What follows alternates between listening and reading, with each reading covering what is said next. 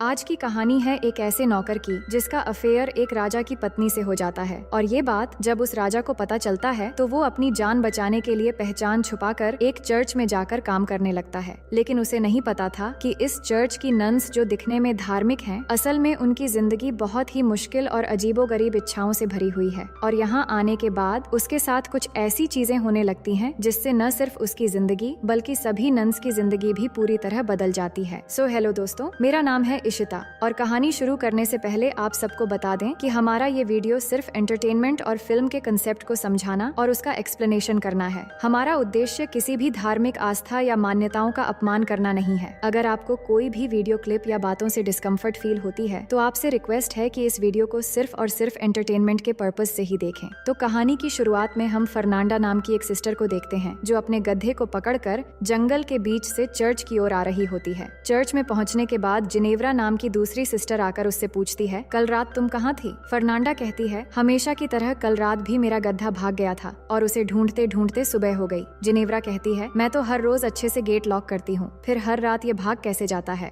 दोनों बातें कर ही रही थीं कि वहाँ से चर्च का माली लुर को गुजरते हुए उन्हें गुड मॉर्निंग कहता है, पर बदले में दोनों उसे डांटने लगती हैं और वहाँ से भगा देती हैं। अब अगले सीन में सभी सिस्टर्स चर्च में जाकर सुबह की प्रेयर करती हैं, जिसके बाद वहाँ की सुपीरियर सिस्टर मरिया फर्नांडा से पूछती हैं, तुम कल रात कहाँ थी? जिस पर वो बताती है, कल मेरा गधा फिर से भाग गया था और मैं उसे ही पकड़ने गई थी। ये सुनकर सिस्टर मरिया कुछ नहीं कहती। अब इस गधे के बार बार भागने का चक्कर असल में कुछ और ही है जो हमें आगे पता चलेगा। दूसरी तरफ हम अलेसांड्रा नाम की एक और सिस्टर को देखते हैं जो अपने कमरे में बैठकर सिलाई कर रही होती है। वो बहुत उदास थी क्योंकि वो चर्च में नहीं रहना चाहती थी और बाहर जाकर अपनी जिंदगी को अच्छे से जीना चाहती थी। दूसरी ओर सिस्टर जिनेवरा को देखते हैं जो सिस्टर मरिया के साथ कुछ बातें कर रही होती है। तभी एक किताब में उसे एक तस्वीर नजर आती है जिसमें कुछ अजीब विधि के बारे में लिखा था। ये देखकर उसे थोड़ी हैरानी होती है और कुछ लाइनें पढ़कर वो किताब रख देती है। वहीं सिस्टर अलेसेंड्रा के पापा उससे मिलने आते हैं और दोनों बातचीत करने लगते हैं। उसके पापा कहते हैं, मैं तुम्हारे लिए एक अच्छा लड़का ढूंढ रहा हूँ, पर प्रॉब्लम ये है कि जो भी अच्छा लड़का मिलता है वो बहुत ज्यादा दहेज मांगने लगता है। इस पर अलेसेंड्रा कहती है, अगर आप चर्च में डोनेशन देना थोड़ा कम कर दें तो शायद दहेज के पैसों का इंतजाम हो जाएगा। पर उसके पापा कहते हैं, ये करना ठीक नहीं रहेगा, तुम चिंता मत करो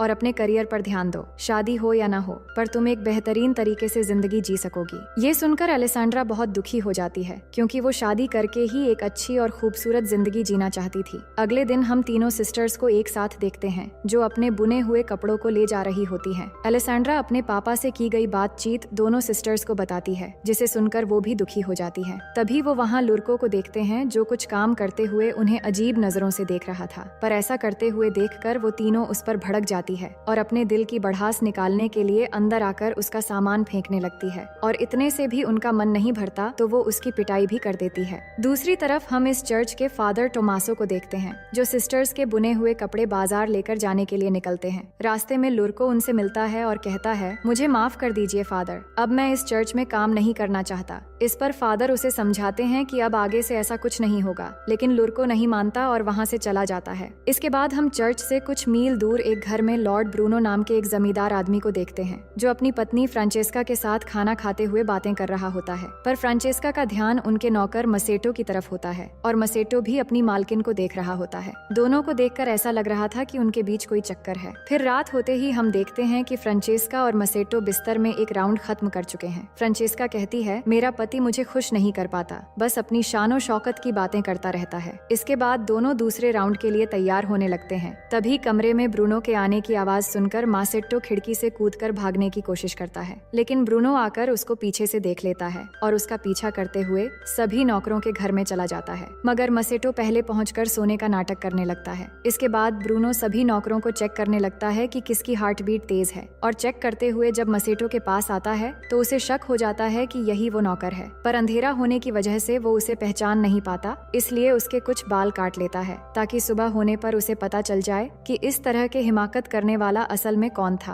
पर ब्रूनो के जाते ही मासेट्टो उठकर अपने सभी साथियों के बाल भी थोड़ा थोड़ा काट देता है। सुबह होते ही ब्रूनो सभी नौकरों को लाइन में खड़ा करता है और एक एक करके चेक करने लगता है, लेकिन सभी के बाल थोड़े थोड़े कटे हुए होते हैं जिससे वो समझ नहीं पाता कि वो आदमी कौन था। फिर भी वो समझ जाता है कि जो भी है वो बहुत होशियार है। फिर सबको धमकी देते हुए कहता है कि मैं जिसे ढूंढ रहा हूँ, अगर मैंने उसे पकड़ लिया तो उसका काम तमाम समझो। फिर वो सभी नौकरों के बाल कटवाकर छोटे करवा देता है। अब अगले दिन जब फ्रांचेस्का और ब्रूनो खाना खाने बैठते हैं तो ब्रूनो अपनी वाइफ को वार्निंग देते हुए कहता है कि तुमने जो भी किया ठीक नहीं किया। मैं जानता हूँ कि तुम भी इन सब में शामिल हो। अगर वो नौकर एक बार मुझे मिल गया तो मैं उसके साथ साथ तुम्हें भी खत्म कर दूंगा। लेकिन फ्रांचेस्का ब्रूनो से बिल्कुल भी नहीं डरती और कहती है कि तुम ऐसा कुछ भी नहीं कर पाओगे। इसी बीच ब्रूनो अपनी वाइफ और मसेटो को इशारा करते हुए देखकर समझ जाता है कि वो नौकर मसेटो ही है। फिर आगे हम मसेटो को काम करते हुए देखते हैं और वहाँ फ्रांचेस्का भी होती है जो मसेटो के पास आती है और उसके साथ जबरदस्ती भूकंप लाने की कोशिश करने लगती है। लेकिन इस बार दूर से ब्रूनो उन्हें देख लेता है और गुस्से में आकर अपने आदमियों से कहता है, मसेटो को पकड़ के मेरे पास ले आओ। मसेटो ने भी देख लिया था कि ब्रूनो ने सब कुछ देख लिया है, इसलिए वो अपनी जान बचाने के लिए वहाँ से भागना शुरू कर देता है और ब्रूनो के आदमी भी उसके पीछे पड़ जाते हैं, लेकिन वो उसे पकड़ नहीं पाते। जंगल से होते हुए भागते भागते बहुत दूर जाने के बाद मसेटो फादर टोमासो को देखता है। फादर ने बाजार जाने के रास्ते में थोड़ा वाइन पी लिया था और नशे की वजह से उनकी गाड़ी उलट गई थी और सारे कपड़े भी नदी में बह रहे थे। मसेटो ये देखकर फादर की मदद करता है और सारे कपड़े फिर से इकट्ठा कर देता है। इससे फादर बहुत खुश होते हैं और जब उन्हें पता चलता है कि मसेटो का कोई घर नहीं है तो वो उसे अपने साथ चर्च में ले आते हैं। फादर उसे कुछ खाने के लिए देते हैं और कहते हैं कि चर्च में तुम्हें गूंगा बहरा बनकर रहना पड़ेगा, नहीं तो चर्च की सिस्टर्स तुम्हें बहुत परेशान करेंगी। अगले दिन सुबह फादर मसेटो को सिस्टर मरिया से मिलवाते हैं और कहते हैं कि मैं एक आदमी को लाया हूँ जो हर काम में माहिर है, पर ये गूंगा बहरा है इसलिए इसे यहाँ लेकर आया हूँ ताकि ये लुर्को की जगह काम कर सके। ये सुनकर मरिया भी उसे काम पर रख लेती है। अब उसी दिन से मसेटो काम पर लग जाता है, पर सिस्टर अलेसांड्रा और फर्नांडा को नहीं पता था कि मसेटो को काम पर रखा गया है। तो फर्नांडा उसे घुसपैठिया समझकर भागते हुए उसके पास आती है और एक कुल्हाड़ी से डराकर उससे पूछने लगती है कि तुम कौन हो। तभी सिस्टर अलेसांड्रा जल्दी से मरिया को लेकर आती है और मरिया आकर उन्हें बताती है कि ये उनका नया माली है जिसका नाम मसेटो है और ये गूंगा बहरा है। फिर मरिया की बात सुनकर फर्नांडा उसे छोड़ देती है। इसके बाद हम सिस्टर मरिया और अलेसांड्रा को देखते हैं जहाँ मरिया बताती है कि तुम सिस्टर्स ने मिलकर जो कपड़े बुने थे वो फादर से बाजार जाते समय लुटेरों ने जबरदस्ती छीन ली। मुझे अफसोस है कि तुम लोगों की मेहनत बेकार चली गई, पर अब से कपड़े बुनने के काम को बढ़ाने के लिए हम कुछ और लोगों को भी ले आएंगे ताकि कम समय में ज्यादा कपड़े बनाए जा सकें। इसके बाद अलेसांड्रा को वायोला नाम की एक बूढ़ी नन के साथ कपड़े बनाने के काम करते हुए देखते हैं, पर इस दौरान उससे कपड़े बनाने की फ्रेम टूट जाती है तो उसे ठीक करवाने के लिए वो मसेटो के पास जाने लगती है। पर तभी सिस्टर जिनेव्रा अलेसांड्रा को जाते हुए देख लेती है और छिपकर उस पर नजर रखने लगती है। अलेसांड्रा मसेटो से वो फ्रेम ठीक करने के लिए कहती है जिसे मसेटो ठीक करने लगता है, लेकिन अलेसांड्रा यहाँ अपने दिल की भड़ास निकालने लगती है कि वो यहाँ नहीं रहना चाहती और ना ही सिलाई का काम करना चाहती है। वो यहाँ से बाहर निकलकर अपनी जिंदगी को अच्छे से जीना चाहती है। पर ये सुनते हुए भी मसेटो कोई एक्सप्रेशन नहीं देता क्योंकि वो सभी के सामने गूंगा बहरा बना हुआ है। अलेसांड्रा भी ये जानती थी कि मसेटो कुछ नहीं सुन पाएगा और ना ही किसी से कुछ कह पाएगा। इसके बाद रात के समय मसेटो के कमरे में फादर आते हैं और उससे पूछते हैं आज का दिन कैसा गया, क्योंकि यहाँ की सिस्टर्स थोड़ी झगड़ेलू हैं जिससे काम करना थोड़ा मुश्किल हो सकता है। पर मसेटो कहता है कि हाँ, कुछ सिस्टर्स सच में काफी झगड़ेलू हैं, लेकिन मैं अपना काम संभाल लूंगा। फादर कहते हैं कि चिंता मत करो, वो तुम्हें नुकसान नहीं पहुँचाएंगी, पर कुछ भी हो मुझे बताते रहना और उनके सामने गूंगा बहरा बने रहना जिससे वो तुमसे ज्यादा उलझेंगी नहीं। वहीं फर्नांडा अपने कमरे में कुछ पढ़ रही होती है, तभी उसकी खिड़की में कोई पत्थर फेंकता है तो वो खिड़की खोलकर देखती है कि उसकी बचपन की फ्रेंड मार्टा उससे मिलने आई है। इसके बाद दोनों अलेसांड्रा के कमरे में जाती हैं और तीनों मिलकर वाइन पीने लगती हैं। कुछ देर में वहाँ सिस्टर जिनेव्रा भी आ जाती है और सभी मिलकर मजे करने लगते हैं। फिर ड्रिंक करते हुए वो रोमांटिक बातें भी करने लगती हैं। मार्टा उन्हें लड़कों के बारे में कई सारी बातें बताने लगती है कि एक जड़ी बूटी है जिसे एक खास तरीके से इस्तेमाल करके लड़कों को अट्रैक्ट किया जा सकता है और ये सब सुनते हुए बाकी तीनों भी बहुत मजे लेती हैं। अगले दिन मसेटो जब काम कर रहा होता है तब अलेसांड्रा वहाँ आती है और मसेटो से कहती है मैंने तुम्हारे लिए ये रूमाल बनाया है। फिर वो रूमाल से मसेटो के पसीने पोंछने लगती है और पास बैठकर उससे बातें करने लगती है। दरअसल पिछली रात मार्टा की रोमांटिक बातों को सुनने के बाद उसके मन में नौटी ख्यालात आ गए थे, इसलिए वो बात करते करते अचानक उसे किस कर लेती है जिससे मसेटो भी इस चांस को बिना गवाए वहीं पर उसके साथ तूफान और भूकंप के मजे लेने लगता है। लेकिन तभी चर्च की घंटी बजने से मसेटो घबरा जाता है और अलेसांड्रा भी जल्दी से खुद को संभालकर चर्च में प्रे करने चली जाती है। लेकिन प्रे करते समय फर्नांडा अलेसांड्रा के स्कार्फ और नाखून में मिट्टी लगी हुई नोटिस करती है। अगले सीन में जिनेव्रा और फर्नांडा कपड़े धो रही होती हैं। तभी वहाँ अलेसांड्रा आती है जो बहुत खुश नजर आ रही थी। वो उनसे कहती है कल रात बहुत मजा आया। फर्नांडा पूछती है तुम यहाँ क्या कर रही हो और तुम्हारे तुम्हारे कपड़े इतने गंदे कैसे हो गए? जिस पर वो कहती है कि मैं उस नए माली के साथ उसके कामों में हाथ बटा रही थी जिससे कपड़े गंदे हो गए। ये सुनकर उन दोनों को यकीन नहीं होता क्योंकि अलेसांड्रा कोई भी काम नहीं करती थी, पर फर्नांडा काफी शातिर थी। वो समझ चुकी थी कि अलेसांड्रा जरूर कुछ छिपा रही है। फिर आगे हम फर्नांडा और मार्टा को जंगल में देखते हैं जो उस जड़ी बूटी को खोजती हैं। फिर वो उस जड़ी बूटी को उबालकर एक लिक्विड तैयार करती है, जिसके बाद मार्टा फर्नांडा की आंखों में उस लिक्विड की 2 बूंद डालती है और फिर उसकी उंगली में कट लगाकर थोड़ा खून लेकर उसके गालों पर लगाती है। लेकिन ये सब जिनेव्रा छिपकर देख रही होती है। इसके बाद फर्नांडा और मार्टा मसेटो के कमरे में जाती हैं, जहां फर्नांडा उसे चाकू दिखाकर डराती है। फिर दोनों मिलकर मसेटो को अपनी तरफ अट्रैक्ट करने की कोशिश करने लगती हैं। मसेटो को ये सब अजीब लगता है कि ये उसके साथ क्या कर रही है, पर धीरे धीरे वो भी अपना कंट्रोल खो देता है, जिसके बाद तीनों मिलकर इस तूफान और भूकंप का भरपूर मजा लेते हैं। फिर अपना काम खत्म होने के बाद दोनों घर से बाहर आ जाती हैं। तभी वहाँ आकर उन्हें जिनेव्रा मिलती है और पूछती है, तुम दोनों यहाँ क्या कर रही हो? जिस पर वो उसकी बातों का कुछ खास जवाब नहीं देती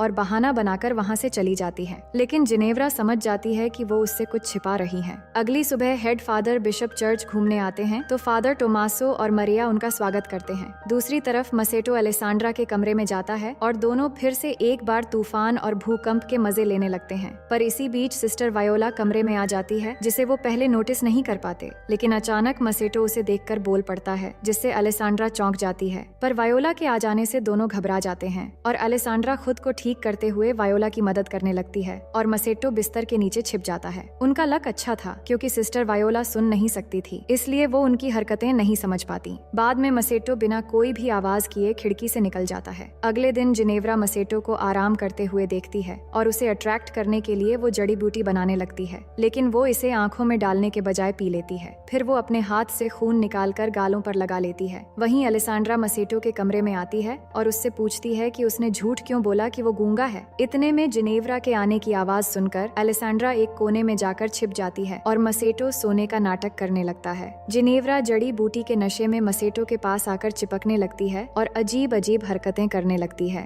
लेकिन फर्नांडा के आने की आवाज सुनकर वो भी जाकर छिप जाती है जहाँ पहले से अलेसांड्रा थी और एक दूसरे को देखकर दोनों चौंक जाते हैं। इसके बाद फर्नांडा कमरे में आती है और चाकू से डराकर मसेटो के हाथ बांधकर उसकी आंखों पर पट्टी लगा देती है और फिर उसे डरा धमकाकर जंगल की तरफ ले जाने लगती है। पर अलेसांड्रा और जिनेव्रा छिपकर उसका पीछा करती हैं। फिर जब वो जंगल के बीच पहुंचते हैं तब तक रात हो चुकी थी। वो देखते हैं जंगल के बीचों बीच आग जली हुई है और वहाँ कई सारी लड़कियां बिना कपड़ों के नाच रही हैं और पास में उन्होंने मसेटो को भी बांध के रखा हुआ था। अलेसांड्रा कहती है कि ये लोग क्या कर रहे हैं। जिनेव्रा कहती है, मैंने इस तरह के विधि के बारे में एक बार पढ़ा था जिसमें इंसानों की बलि देकर कुछ लड़कियां चुड़ैल की शक्ति हासिल करती हैं और यहाँ पर हमें पता चलता है कि फर्नांडा रोज गधे के बहाने ये सब करने आती थी और अब मार्टा भी इसमें शामिल हो चुकी है। मार्टा और फर्नांडा मसेटो को बलि देने ही वाली होती हैं। तभी मसेटो डर के मारे बोल पड़ता है कि मुझे छोड़ दो। ये सुनकर उन्हें भी पता चल जाता है कि मसेटो गूंगा बहरा नहीं है। वही नशे की हालत में जिनेव्रा भी कपड़े उतारकर उन लड़कियों के साथ नाचना शुरू कर देती है और ये देखकर सभी लड़कियां भागने लगती हैं और मार्टा जाकर जिनेव्रा से झगड़ने लगती है कि वो यहाँ क्यों आई है। इसी बीच फर्नांडा मसेटो को बलि देने वाली होती है। तभी अलेसांड्रा वहाँ पहुंचकर फर्नांडा से चाकू छीन लेती है और मसेटो को बचा लेती है। वहीं जिनेव्रा और मार्टा के हाथापाई में जिनेव्रा मार्टा को डंडे से मारकर बेहोश कर देती है। फिर उसके कपड़े पहनकर वो गधे को लेकर चर्च की तरफ भाग आती है। चर्च पहुंचकर वो चिल्लाने लगती है कि फर्नांडा एक चुड़ैल है और ये सब आवाज सुनकर फादर बिशप बाहर आते हैं तो जिनेव्रा आकर उन्हें बताने लगती है कि फर्नांडा एक चुड़ैल है।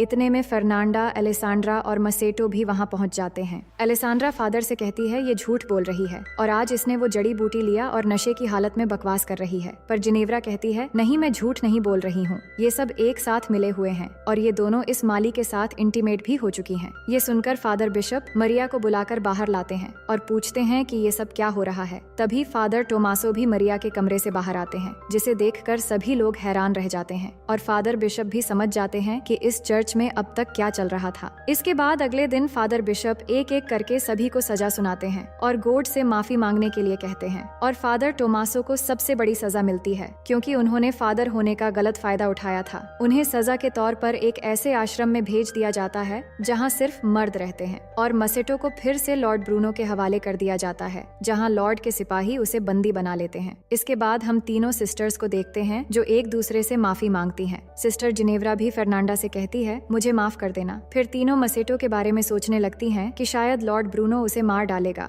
इसलिए वो उसे बचाने का एक प्लान बनाती है। उधर लॉर्ड ब्रूनो ने मासेट्टो को जेल में बंद कर दिया था और फिर वहाँ आकर कहता है, मैंने अपनी वाइफ को कुत्तों और जंगली जानवरों के साथ बांध दिया है ताकि उसे दर्दनाक मौत मिले, और अब तुम्हारी बारी है, पर मैं तुम्हें नहीं मारूंगा और जिंदा रखकर उससे भी ज्यादा टॉर्चर करूंगा। ये कहकर वो वहाँ से चला जाता है। इसके बाद मसेटो उन सिपाहियों से रिक्वेस्ट करने लगता है कि वो उसे आजाद कर दें, लेकिन वो मना कर देते हैं और उल्टा उसका मजाक उड़ाने लगते हैं। फिर कुछ देर बाद एक कछुए पर जलती हुई मोमबत्ती देखकर सिपाही उसके पीछे पीछे चले जाते हैं। असल में उस कछुए को सिस्टर्स ने छोड़ा था और उनके जाते ही तीनों सिस्टर्स आकर मसेटो को बाहर निकाल लेती हैं और उसकी जगह एक पुतला रखकर मसेटो को सिस्टर्स के कपड़े पहना देती है। फिर उसे लेकर जंगल की तरफ भागने लगती है। वही मरिया को देखते हैं जो गधे को साथ लेकर टोमासो से मिलने आती है और दोनों बहुत खुश होते हैं क्योंकि उनके बीच प्यार हो गया था और वो एक दूसरे से दूर नहीं रह पा रहे थे। इतने में वो कुछ आवाजें सुनकर वो छुप जाते हैं और तभी फर्नांडा अपने गधे को वहाँ देखती है कि ये गधा यहाँ कैसे आया, लेकिन जिनेव्रा उसे वहाँ से ले जाती है। फिर उनके जाने के बाद मरिया और टोमासा बाहर आते हैं और वो समझ चुके थे कि उन तीनों सिस्टर्स ने मसेटो को छुड़वा लिया है, पर उनकी शरारत देखकर वो एक दूसरे को देखकर मुस्कुराते हैं और दोनों एक साथ वहाँ से जाने लगते हैं और इसी के साथ कहानी यहीं पर खत्म हो जाती है। तो दोस्तों, मैं उम्मीद करती हूँ कि ये कहानी आपको बेहद पसंद आएगी और अगर आप हमारे चैनल में पहली बार आए हैं तो वीडियो को लाइक करके चैनल को सब्सक्राइब कर लीजिए।